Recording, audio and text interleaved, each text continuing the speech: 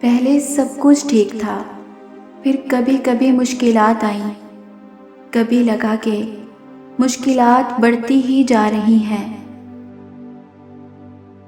मगर खुद को छोटी छोटी उम्मीदों से समझाते समझाते इतनी दूर आ गए। फिर अब क्या हुआ? अब क्यों हार मान ली?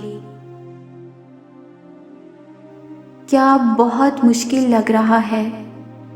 आसान तो पहले भी नहीं था, नामुमकिन तो अब भी नहीं है।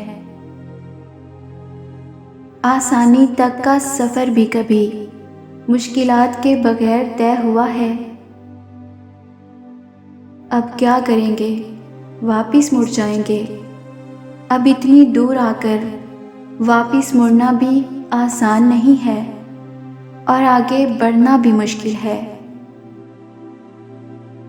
अब इन दोनों में से बेहतर क्या है?